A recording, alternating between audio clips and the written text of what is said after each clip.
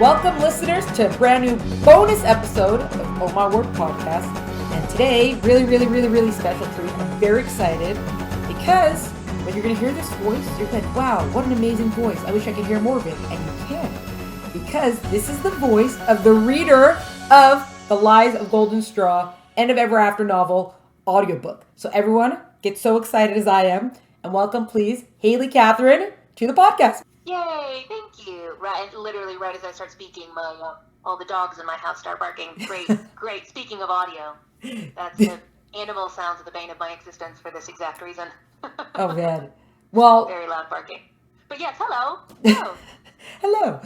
Let's just dive in. So how do you go from, you're wandering around your life and all of a sudden you're like, you know what I'm going to do? I'm going to record an audiobook. Well, so normally, I'm an actor. I do performance, usually on stage. But with the apocalypse, that's not really possible. So I had to kind of amend things. And I had done some voiceover stuff in the past, and I have a decent setup because I also do music. And I love books. They're literally my best friends. So I looked into what it would take to do audiobook narration. And I took a couple classes, and I talked to some people about it, and sort of lucked out by booking quite a few right at the beginning, not realizing how much time goes into each one until I went to go do them. But it's ended up being really fun and fulfilling, and it's kept me sane when I've not been able to perform for the last year. So many follow-up questions on that. Does reading the audiobook give you kind of, I don't want to say scratch that like acting itch? Is that kind of, it's not the same, but it works for now kind of thing, or is it so different? Yeah, 100%. It is different. It uses a different, sort of slightly different part of your brain than because you're having to be multiple characters, right? And different people do different audiobooks differently. Some people just read them. Some people, because of my acting background and because the types of audiobooks I tend to do, I go into the character of it. So I do different voices for the different characters so that the reader can recognize when different people are speaking, so that you don't, always have to have that she said, he said, so-and-so said. Like, ideally, they'll know who's saying that particular line because of the voice that I've given that character. Right. That's how I like to listen. It feels more like a radio play with much better words and and insight into what's going on and not just dialogue. So you get to be a bunch of characters, which is, fun, and acting. So yeah, that's actually an interesting way to describe it, like a radio play, because you're just talking to a mic, and you have on stage you can get audience feedback, you can know if something's landing, but here you don't. Just if the Nope. And there have been a lot of times that I've done something and I've read something and I've either had trouble with a line or go about it and read it, and then go back and in editing and listening to it, realize I'm like, oh, I totally misunderstood what that line was. Right. And hearing, like, from seeing it, reading a line, I didn't know what it meant, or I got the inflection wrong or whatever. I couldn't figure out how that happened. But then in listening back, I go, oh, duh, this is how that line should be read. And then I go in and I fix it and I make it work again. But yeah, like you said, if you don't get that, you don't have an audience feedback in the moment, it's all on me. And I'm my own audience at first, right, until it's done and it gets out in the world and all that. But that's like sometimes they'll tell writers that if you're trying to figure out if your writing is landing, then you should read it out loud to yourself. Yeah. Oh yeah. I can imagine, or like that's so I do tutoring as well, and that's what I tell my kids when they're writing an essay or whatever. I'm like, if you need to know grammar, or if you're gonna miss a word or whatever, read it out loud, because you're more likely to catch things out when it's out loud. And I don't know why, but it's how we're wired, I guess. Yeah. Do you ever stumble across a word that you're like, what is this word? I never knew this word existed. How do you pronounce it? And you have to go look it up. Yes, I absolutely have. I've seen some very strange. I have been lucky in that pretty much all the audiobooks I've done so far have been in the sort of genre that I prefer to read myself as well. Right. I've only auditioned for books that I'd want to read, if I'm honest. Right. So I lucked out because I purposefully made myself lucky. But so I do mostly fantasy and or sort of historical type books. Okay. So I've read some either completely made up magical words or Oh, that I yeah. have to look up to see is that real or did the author just make up that word? Right. As well as some very archaic sort of medieval terminology. I can't think of any off the top of my head right now because they're words I don't know. But that's been fun, especially the magic-y ones, reading something and going, I don't think that's a real word. I think that's made up. Yeah. There's been, even as the writer, there's been a few words that I wrote them in, I know what these words are, I know how to use them, but I didn't know how they were pronounced until I actually heard someone reading them. Yeah. And then I had to go look it up, and it's like, are they saying that correctly? Oh, wait, they are saying that correctly. Yep. I never knew that's how it was said. Yeah, I love those. When you, like, I know this word, same with names. Right. Like, you've seen a name, and you can, like, read it in your mind. Right. But you have no idea how to say it. Yeah. Yeah. I can spell it for you, I'll use it in a sentence, all that kind of stuff. Never knew that's how it was pronounced. Yeah. Yeah. No idea. It's a visual word. I call those visual words. Yeah, I guess, that basically is what it is. So also, going back to the original thing that you said, you didn't realize how much time goes into an audiobook. So, can you walk us through, like, okay, you put in even starting from the audition, like, what happens, how long does it actually take to make something like that happen? How does that all look? Okay, so I use a website called ACX that is sort of gets where authors, publishers such as yourself, put up a little blurb and an audition, and we, as the narrators, send in, record and edit and to standard, to the best of our ability, a little section that the author has put up. And depending on the length of the audition, I've had some that are 5 sentences, so short, you're like, how on earth do you know what I could do based on that? And I have others that are like an entire chapter. Oh, wow. So depending on how long the audition material is, obviously that changes. But to give you an idea, a 20-minute chapter, say, of a book takes, depending on the difficulty of language and dialogue takes a lot longer for me. Could be anywhere from 30 minutes to an hour of raw audio in the booth and then to edit it. If you think it's an hour of audio, it takes at least an hour to listen to, right? Right. But when you're editing, you have to go back, much like editing a book, or, you have to go back and read it and fix it and amend it and potentially go back and re-record and blah, blah. So for every hour of raw audio, there's probably 3 hours of editing. Wow. 3 to 4 hours of editing, realistically. Wow. So for a 20-minute chapter, you're looking at 4 to 5 hours of work. Minimum. And obviously, the more you do it, the better you get at it. The less raw audio you have, the less you have to fix. And so that number goes down. But yeah, when I started, it was easily 6 hours per 20-minute chapter. Now I've whittled it down to usually I've gotten it down to about 3. Wow. 3 per chapter. It's a thing. Yeah. You can't go any faster than the actual time is. I mean, you can't. No, exactly. Yeah. Exactly. And I, as you can probably tell, quite quickly, but you can't read. You shouldn't read that fast because you want the written word, book words are far more important than my blathering on.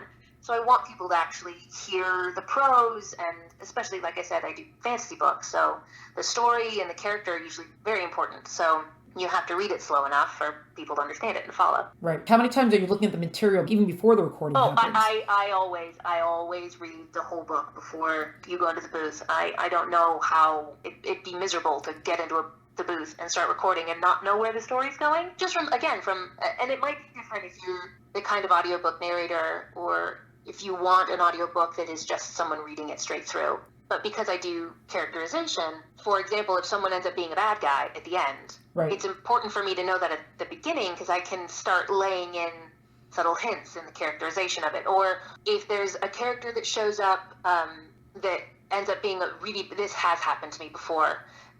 For the audition, there was one character in it, and it was a male character. So I set my voice really low because he was kind of brooding and masculine. So I kind of did this sort of gravelly, low voice, and the author loved it, literally cast me because of that voice. But he ended up being the male lead. Oh, and man. I had to request if I could change the voice, and thankfully she let me. She sent me the manuscript, I started reading, and I went, oh, wow, I cannot do that voice for this whole book. Too much, yeah. Yeah, so, yeah, definitely need to read the book before you get started. And then do you go back and when you're looking at chapter by chapter, are you taking notes on things like that? Or at that point, you're kind of confident in it and you can read through? Yeah.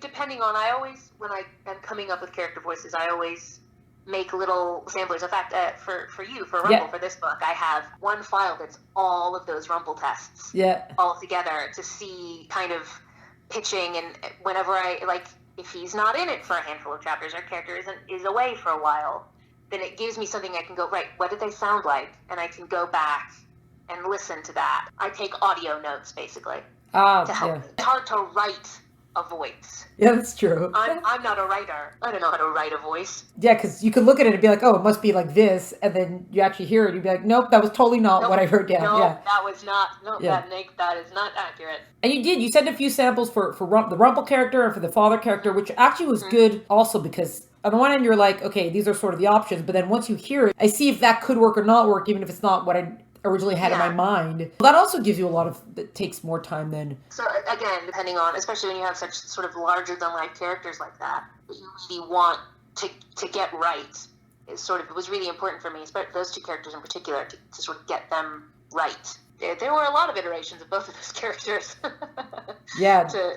Before we sort of found their voices. And different books have different character. Some of them are a little more naturalistic. I did one that was a comedy fantasy, and the author was just literally as big and as crazy as you can go with any of these voices. He just sort of gave me free reign to do, and they were crazy. Wow. They were crazy. So that was fun. But I'd always rather have a good character voice and really spend time figuring it out. And it was helpful to get notes from you, that you were willing for me to send you those. I was hounding you with emails for a while there. By the way, we should mention here that originally you auditioned for the Cinderella book. I did, yeah. And then I had you and another narrator, and you guys were both so good, and I couldn't decide, and then I asked you instead to audition for the Rumple book instead. Mm-hmm. I'm very grateful that you said yes. Yeah, I loved it. I'm actually reading End of Ever After right now. Oh, thank you. No spoilers. No spoilers. I'm loving it. So also going back now, so you say usually that you're an actor, that's really where you do most of this stuff. So actor for what? Like what kind of stuff do you usually do? So I've been living in London for the last 6 years before the apocalypse, and I did some musical theater. I went to drama school for musical theater. I've done some of that, but over the last sort of 3 or 4 years, I've really gotten into immersive theater, which is a big deal over there. It's starting to come over here. There's a company called Secret Cinema that basically takes cult classic or movies with really in-depth worlds and builds them. And for a night, you, as an audience member, come in costume and you get given a full character, and you show up and you live out the movie in the world. And we, as the cast, are people, from the movie or that inhabit that world, and it's our job to make the audience member feel like that person. So, for example, we did Blade Runner, and we turned a warehouse in East London into the film LA in 2029, whenever it was. Right, the new Blade Runner. No, we did the original Blade one. Runner. Yeah. And correct. So people would come, and they would either get assigned to be a secret replicant or to be a cop, and it was our job to make those people feel like those characters. So you're not so much an audience member as you are inhabiting that world, and we had 1,200 people a night come inhabit that world for 6 months. It was amazing. I highly recommend. Secret Cinema is doing Stranger Things in LA right now. Oh wow! It's a drive-through experience. It sounds like taking like a Trekkie convention to the next level. Oh yeah, 100%. 100%. It's cosplay to the max. But people that don't necessarily do that, it's a chance for people to sort of let loose. Yeah. Most of our audience members were, bankers from the city and their friends. It's an excuse for them to get dressed up in a way they never would before and be someone else for a night, which as an actor, I get to do all the time. As a writer, you get to think as other people all the time. So it's kind of second nature to us, but if you're not in the arts, you still have an artistic outlet you need, and this is a good way for people to kind of let loose. But yeah, so I've been doing immersive theater recently, and it's been really very fun. Yeah, I loved it. Do you play the same character every night, or you also get to move around within that world? Yes, I play the same character, and there are set beats in the show. Usually that have to happen, but in between that, or how you get from A to B, changes on the night. We also did James Bond, and in that one I was two different characters.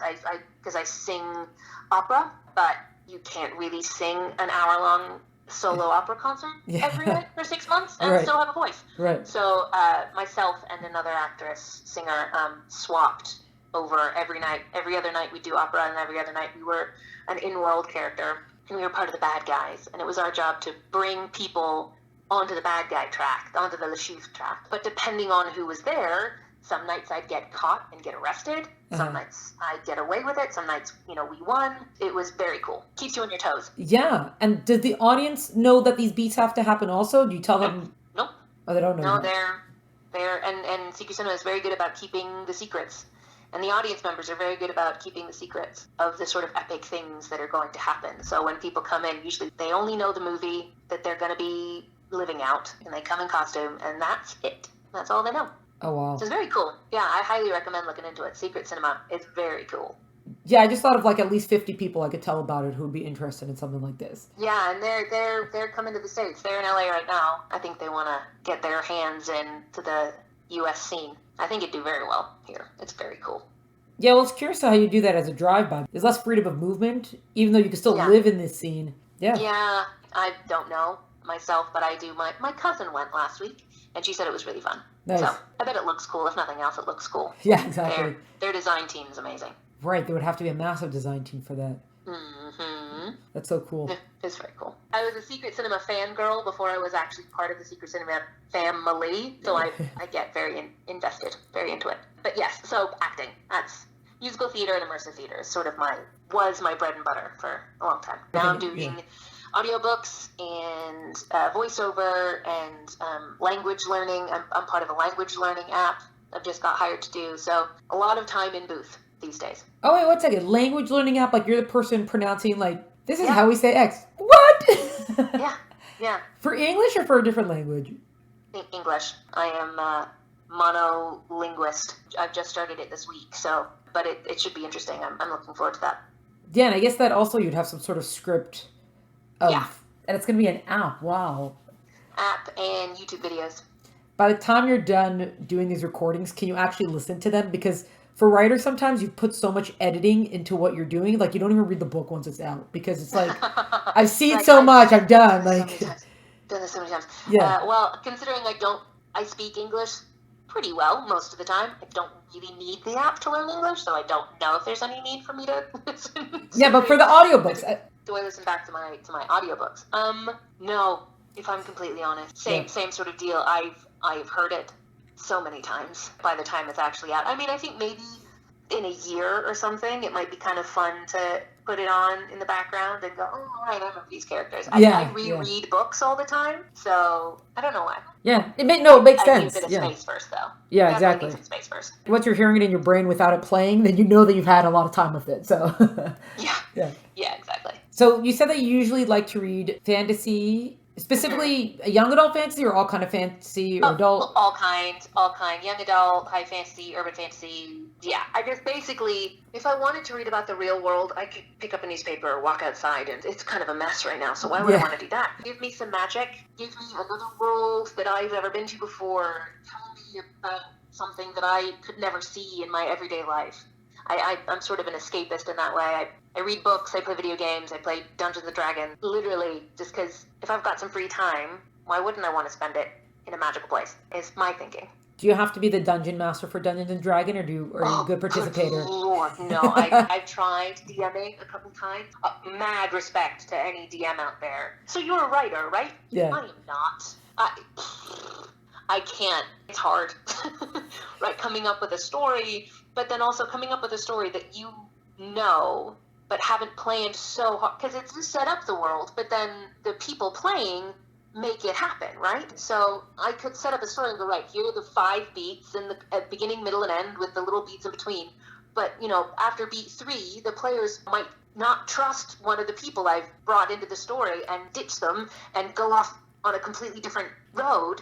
And just, it's wait, more about my story. It's like immersive theater. Exactly. Literally, that's playing D&D. And I play it with a bunch of my Secret Cinema castmates. We stream our games every Monday afternoon here in the U.S. And it's a bunch of out-of-work immersive theater actors doing what we do for a living, but sitting down and over the internet. Well, at least you have that, yeah. Yeah, true. There's a solid creative outlet. That, getting to be characters in an audiobook, I stayed far more sane than I could have doing throughout the last year. So yeah. I am definitely thankful. Wow. And also, going back with the books, growing up with books, is that something that your parents gave you? Is that something that you kind of fell into? My mom in particular is a big reader and instilled a love of books in us from an early age. My grandmother was a writer and a poetess, and so words have always been incredibly important for my whole family, really. And fantasy also is sort of, I got that from my mom as well. She's a big fan of fairies and wizards and all that kind of stuff. So I'm not alone in that in my family. Yeah. I grew up reading, and I grew up reading about magic, which is great. Yeah. Great way to grow up. And then, only because these books kind of touch into that. Like, were you a fan of Disney growing up, or not necessarily?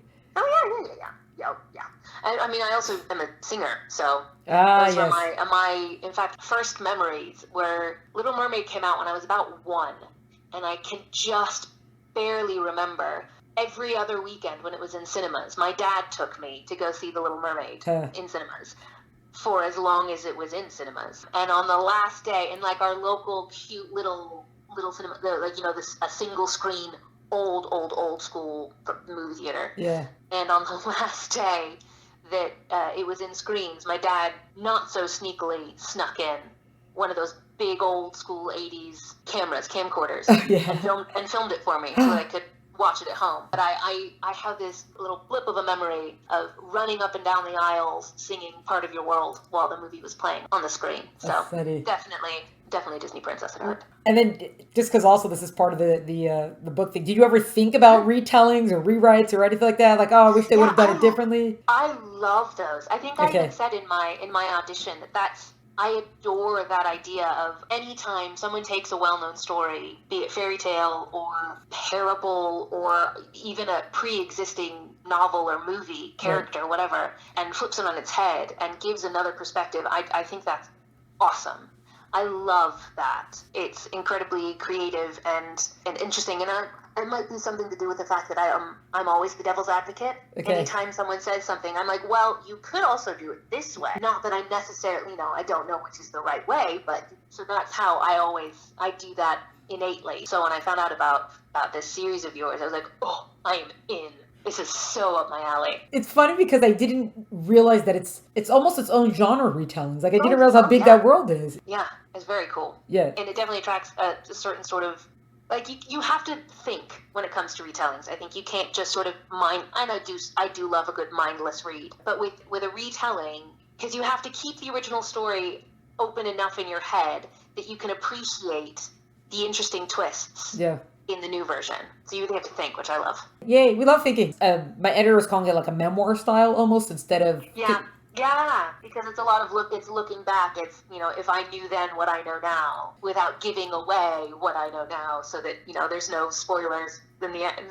It's very, very well done. Oh, thank you. Yay. And we have an audiobook that's very well done. So everyone just get the audiobook. Get the book and the audiobook. Yeah, get the audiobook. It is very fun. I mean, I'm a bit biased, but you can trust our opinion on this. Not opinion, fact. You can trust our fact on this. Yeah, totally. Yeah, I'm glad we agree on this. Everyone should get the audiobook. Just play it loud from your speakers. Like, forget about playing music, blasting music from your cars. Just get the audiobook and just blast it from your cars. Pull up next to people, have it playing really loud. Oh, yeah, totally. I do audiobooks and podcasts in my car all the time. Anytime you're driving somewhere, who needs music? This is interesting stuff we're discussing here. So True, yes. Yeah. Very, very niche. It's very specific. I feel like it's things that people take for granted. People go to theater and people listen to audiobooks, but it's always interesting to learn the making of something that you just kind of do or hear or experience, to see behind the curtain, as it were. Yes, because a lot of people, like, you get that as a writer a lot, that everybody wants to write a book, but they don't realize how much time it takes to put into it. But for acting, it's also so. I remember I once was watching this promo. My aunt was showing me a promo of something, and the person who was doing it was very conversational. It seemed like, somebody who was just in your living room.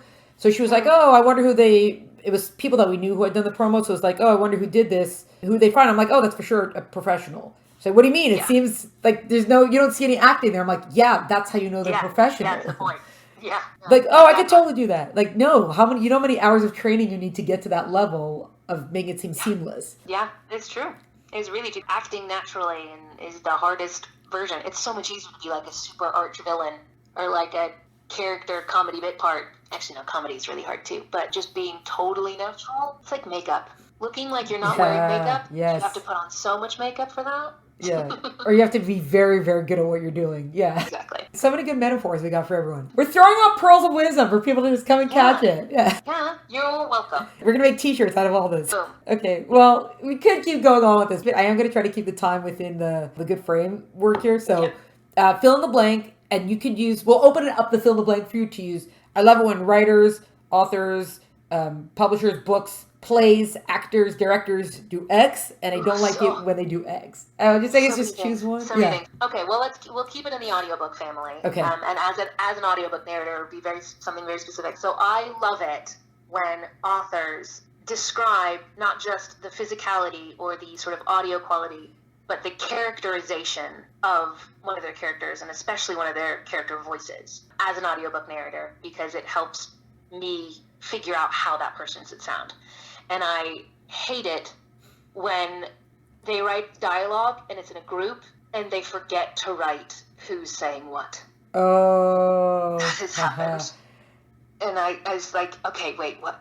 And it doesn't necessarily matter as much when you're just reading it, because say it's like they're planning a heist or something and they're all just throwing out ideas. It's okay to just kind of go from dialogue bit to dialogue, from line to line to line to line. Yeah. They're all kind of mosh potting it in. But when you have to do it and they all have different voices and you don't know who's saying what, it's so stressful. It's so fun because it is, when you're writing those multiple, it comes to a point where you don't want to keep saying he said, she said, he said, she said. It just becomes repetitive. I get that as a writer and a reader. As like a visual reader, I get that. But as an audio reader, that is so funny. Like, who would think that would be, it makes sense. It does make sense because you're like, where do I go with this right now? Yeah. Yeah. Very specific, very niche, fill in the blank. Yeah. Well, it's good. It's interesting. It's good for everyone to know about. And everyone can listen to the audiobook if we haven't said that enough times yet. So you can hear how Haley did it in the audiobook. Yeah, you can hear those larger than life voices, that kind of stuff. Yeah, it's good stuff. There are a good few conversations in there too, and I'm popping back and forth between the voices. It's great. Yeah, I don't know how you remember to do that, so I'm glad you're the one who's doing that, and I get to just write and listen. Yeah, well, I'm glad you're the one writing it, because if it were up to me, it would be about 5 pages long and not very good. So you keep writing, I'll keep recording, and the world will be a much better place. Sounds like a plan. Thanks, Haley, so much for coming on. We have a plan now. Thank you so much. Yeah, plan of attack. Perfect. Thank you. I enjoyed it. This was a bonus episode of Oh My Word podcast featuring reader and actor Haley Catherine. To find out more about Haley and all the great stuff she's up to, check out the link in the episode notes. To keep track of Oh My Word podcast and all the great stuff we're up to, please follow us on Instagram at Oh My Word podcast, or subscribe and check us out at eltenenbaum.com. Thanks so much for joining us. Catch you next time.